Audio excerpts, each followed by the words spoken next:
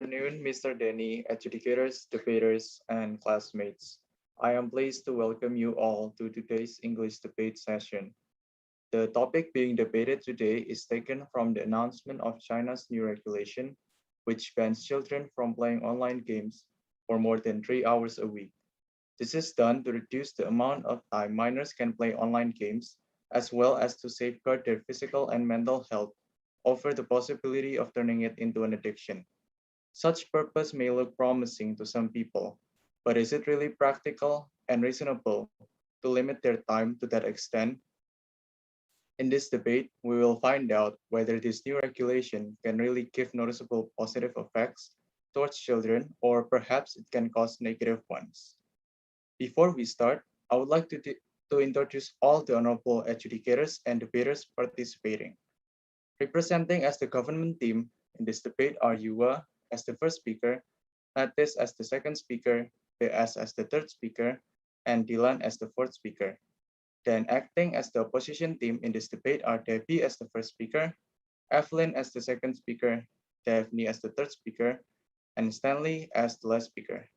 There are two adjudicators who will adjudicate this debate session, Marco as the first and Darius as the second adjudicator. And I, Antonius Evan, as your moderator, will be guiding you throughout this debate session. Now, without further ado, let's start this debate. For the first speaker of the government team, you may proceed. Our team will be talking about the reason why we support this ban. I, Yuhwa, as speaker number 1, will be talking about why the ban is enforced. Jessica Letitia, as speaker number 2, will be talking about the advantages of the ban. Brian Sebastian, as speaker number 3, will be talking about the unhealthy lifestyle gaming can cause. And lastly, Dylan, as speaker number 4, will be concluding our argument. Starting August 31st, China has banned online gamers under the age of 18 from playing on weekdays and limited their playtime to only 3 hours on weekend. Our debate will be on how we support this ban while giving both the advantages and disadvantages. We hope that after this, you will gain more information on why China has passed this law. According to Nico Partners research, we found that 75% of China's 720 million gamers live outside the biggest city. The 720 million figure is roughly 51.3% of China's total population, a new milestone that shows how quickly China's game audience has grown. In 2019, it was 48.9%. In 2016, it was 40.5%. And in 2014, it's 29.7%. The rapid industrialization and modernization of China has happened more obviously in the big cities, but the smaller cities are considered big by the Western standards, and a huge surge of gamers to say. Among 720 million gamers, roughly 110 million of them are under the age of 18, says Daniel Ahmad, a gaming analyst at Nico Partners. This is why we strongly believe that the ban is based on the addiction rate of gaming in Chinese minor. Chinese state media has reported that 13.2% of Chinese minors play games for over 2 hours a day on weekdays. A recent survey of 4,000 video gamers over the age of 18 in 8 countries showed that Chinese gamers play more hours on video games per week than any other country. This is very concerning news for both parents and government because majority of the youth is spending most of their time on video games, which could be a leading factor of high unemployment rate. That concludes my argument, and more reason on why we support this ban will be further explained by Mr. Mates. Thank you.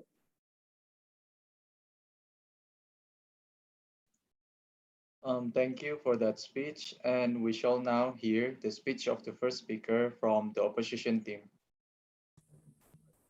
Thank you, Moderator. Good morning to Mr. Denny, the government team, as well as my fellow classmates. Today's topic of debate is on China's regulation, which is to ban kids from playing online games for more than 3 hours per week. This restriction applies for everyone below 18 in China. Contrary to the government team's beliefs, where they stated that they agree with this regulation, we highly disagree with this new regulation. We believe that it is not a bad thing to be determined in playing games. Take the instance from athletes and musicians. There are numerous kids in China who are determined to become athletes and musicians and have dedicated their life to those fields. Long hour practice is a daily routine. However, logically saying, they are not labeled as addicted to playing music or addicted to playing sports. It is the same as gamers. We believe that this regulation is unfair and biased for those who want to do gaming as a profession. Therefore, we, the opposition team, believes that this regulation should be terminated. Furthermore, our second and third speaker will negate the government and support the negation with concrete evidence and give POI if necessary. Lastly, our fourth speaker will then conclude the debate and give a better solution to this matter. Thank you. I'd like to thank the speaker for that speech. Let's welcome the second speaker of the government team. Thank you, moderator, and thank you, opposition team, for your argument. But we believe that this ban has a lot of advantage that can be taken. One of it is that it encourages children to do something else, which might be more useful for their future life. Rather than spending hours sitting in front of computers or playing games, it will be better if they use their time wisely and try to learn something new. China has passed a new education law which requires schools to reduce schoolwork. To add, the schoolwork takes 1.5 hours at most. With more free time, they have the freedom to choose what to do, such as practicing music, joining a sport club, or even hanging out with friends. Nowadays, being a professional gamer is a common dream for children because being a professional gamer can make money while doing what we love. We agree that no one has the right to restrict their dreams, but children should face the reality that they need to prepare for the worst. In this case, they should prepare for another dream job. According to studies, you are accepted. I think just because it to become a professional gamer doesn't justify the government's action to just block the path like that. Being a professional musician also isn't easy. Making your way to become a great singer isn't easy. And how much kids sacrifice their team to get an Olympic medal. We believe this reason isn't valid enough. Thank you.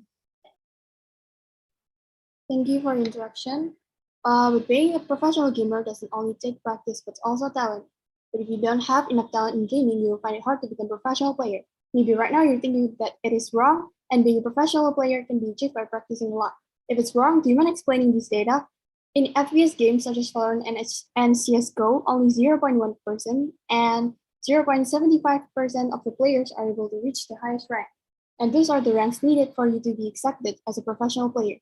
Even if you manage to reach that rank with only practice, imagine how many hours and opportunities you threw away while trying to achieve that, while others who are talented have already reached something higher. Besides, after being a professional player with hard work only, are you going to be able to keep up with the new metas or the most effective tactic available? With no talent and hard work only, you definitely will face a hard time in keeping up with the dynamic meta. And by doing so, you have given a disadvantages both for your own career and your professional team. That concludes my argument. Thank you. I will continue. According to Statista.com, there are only 817 professional players in China in 2020, peaking at 1,240 players back in 2018. Based on what we found in indexmini.com, China has 1.4 billion citizens in 2020. 58.29% of them are in productive age, 15 to 54 years old. If we convert this number to percentage and compare it with the numbers of professional players at 2020, each person in the age of 16 to 54 only has a chance of 0.000001%, or 1 times 10 to the power of minus 6, to become a professional player. Statistically speaking, this number concludes that it is almost impossible for a child to become a professional player. Thank you. I thank the speaker for that speech. The second speaker of opposition team will now deliver the speech. Thank you, moderator and the government team. As the second speaker of this team, I'm going to rebut the opposite team's argument and also present our arguments. In your previous argument, you stated that kids need to explore and do something else. We agree that kids need to explore things for their future lives. But we must remember that gaming might also be the path they choose in the future. Thus, this restriction, as our first speaker has stated, is unfair for those whose future plan is to become a professional gamer. We are also aware of the competitiveness of the esports scene. Therefore, the number the government team gave isn't surprising. Just like any other entertainment fields, esport industry is just as competitive. Taking example from football, where just 180 children of the 1.5 million who play organized youth football at any one time will go on to a career in football. Do we encourage these kids in youth football to stop playing just because it's competitive? No. Therefore, we suppose that neglecting kids' dream in esports by limiting their practice time isn't a good solution. I will now present our argument. The implementation of online gaming restriction is not an effective way to stop gaming addiction, which is also one of the government team's concern. Why? Because implementing a nationwide regulation is not conscionable looking at the prevalence of online gamers. The statistical report of the development in the internet in China pointed out that China had 486 million people playing internet games by June 2018, accounting for 60.6% of all internet users. The prevalence of online gaming disorder in China was 3.5% to 17%. Although the 3.5% to 17% is a considerable percentage of people who need attention towards their addiction, prohibiting their addiction instantly is not a healthy way to treat their disorder.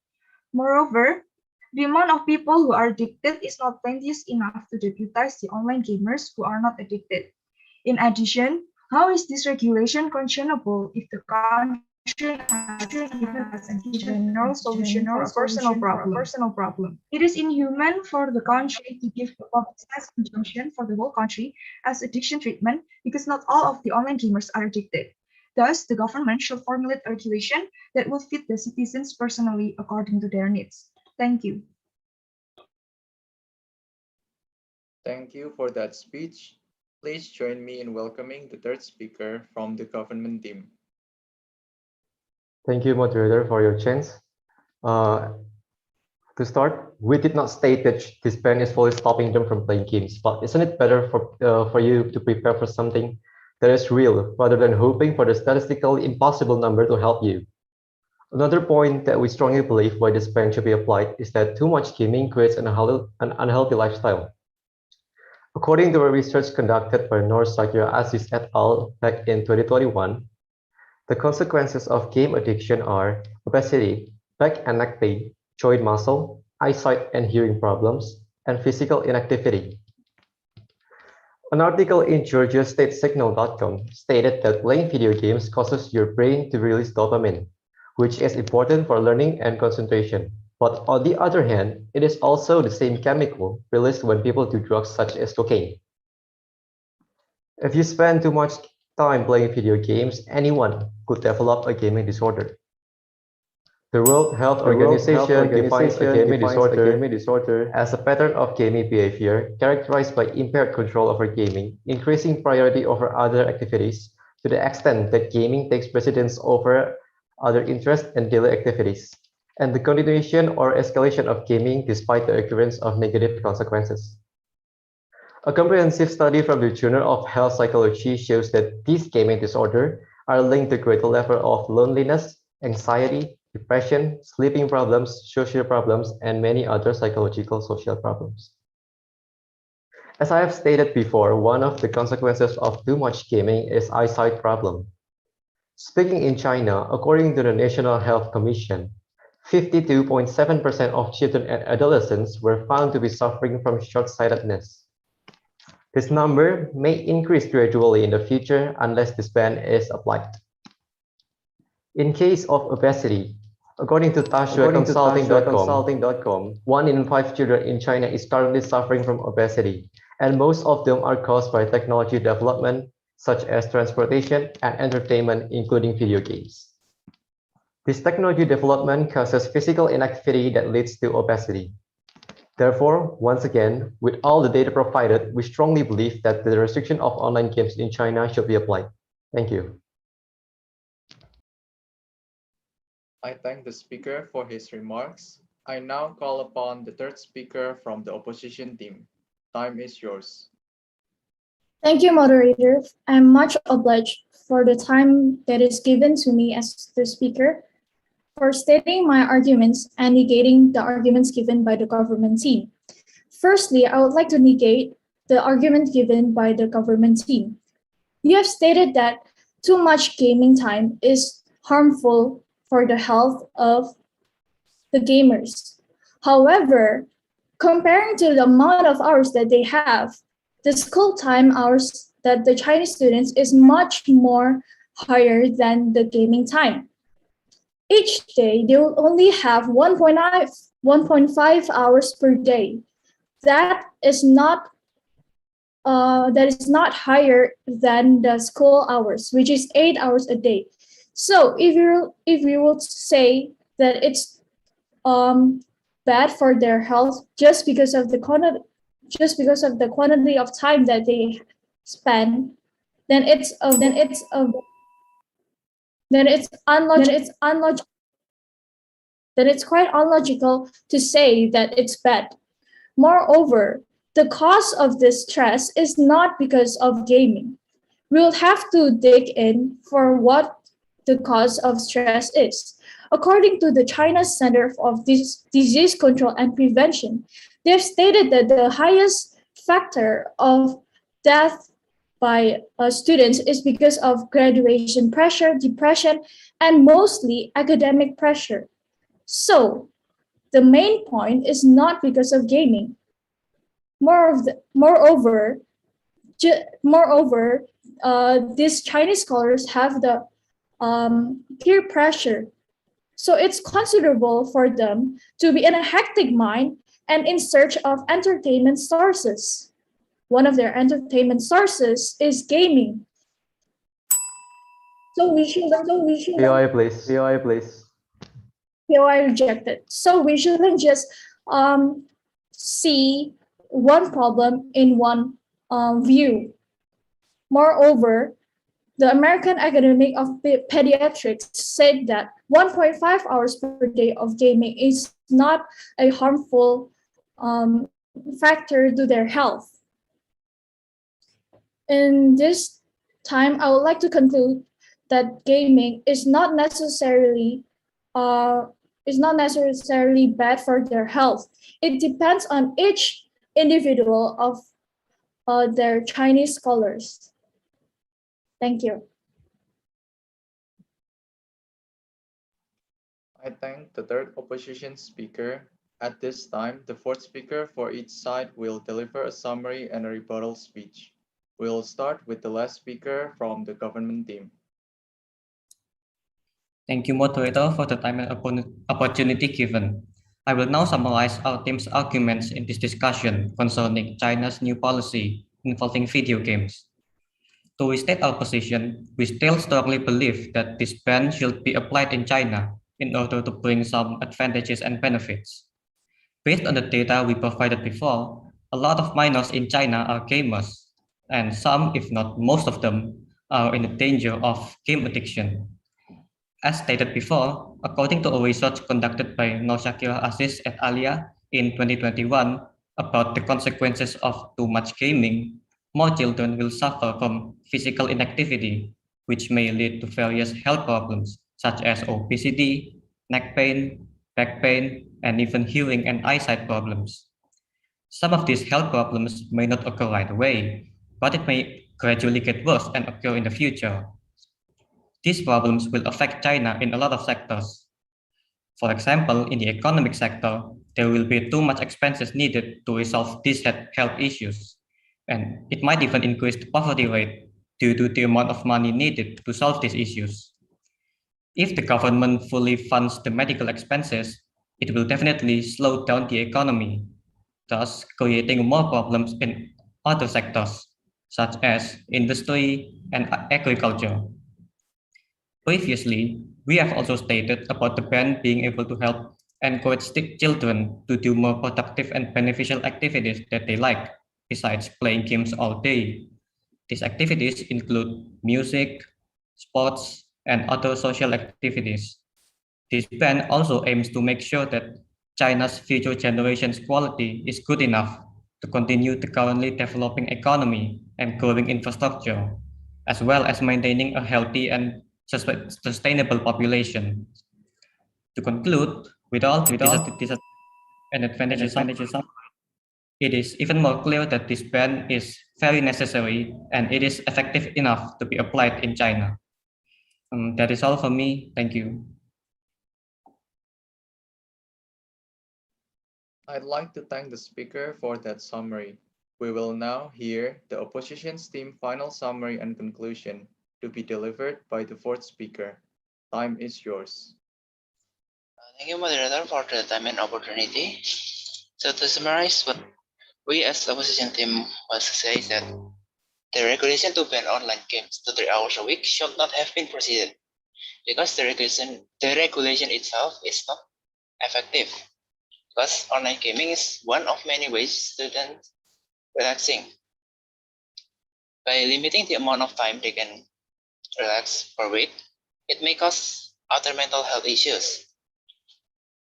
Furthermore, by banning the amount of online games per week, the regulation might cause one of major career paths, such as being an esport athlete.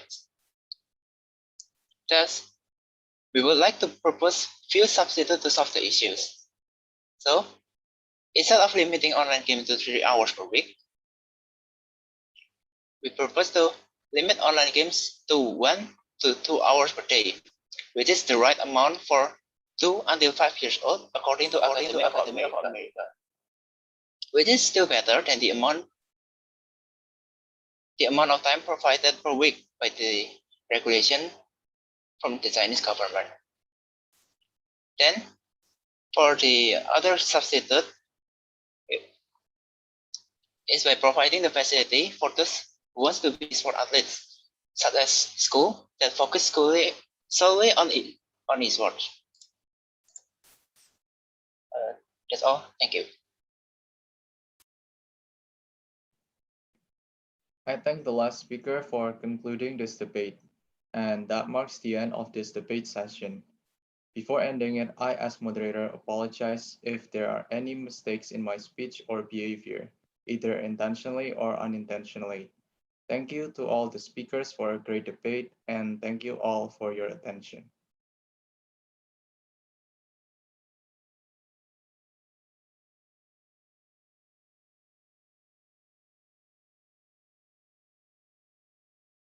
Recording stopped.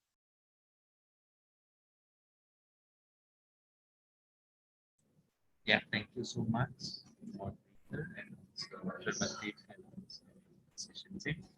So let's educator discuss in the breakout room while both of the team complete their worksheet of completing their arguments. Thank you so much.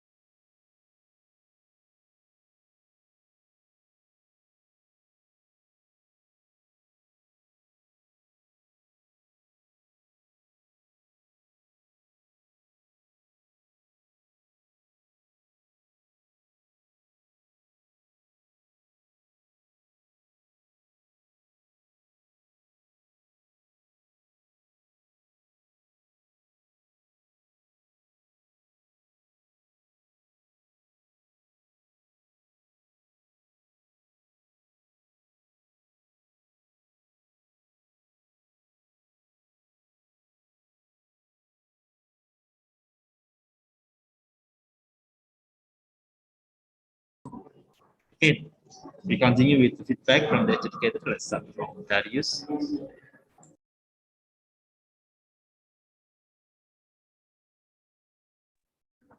Okay, so I think the debate has done a really good job, but there's some inconvenience that happen. It's about the audio and some of the members focus have during the debate. So yeah, I think overall it's very good. Okay, thank you. Yes, we continue to Marco.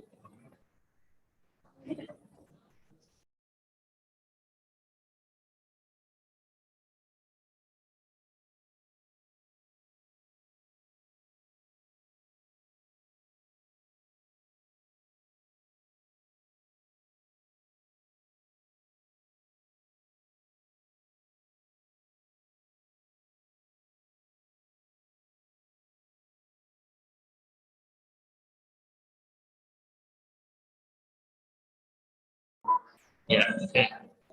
So let me continue with my next. Yeah, both of you have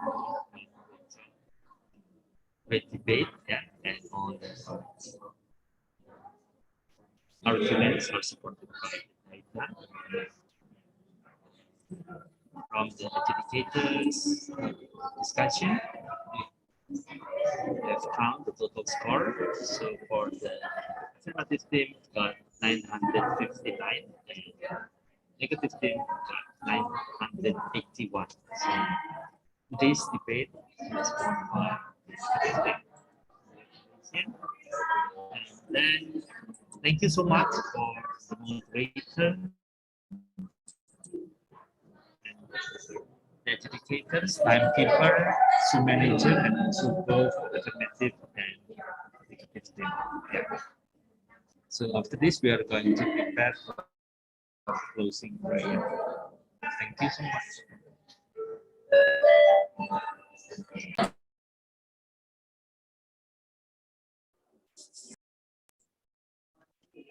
Yeah, prepare.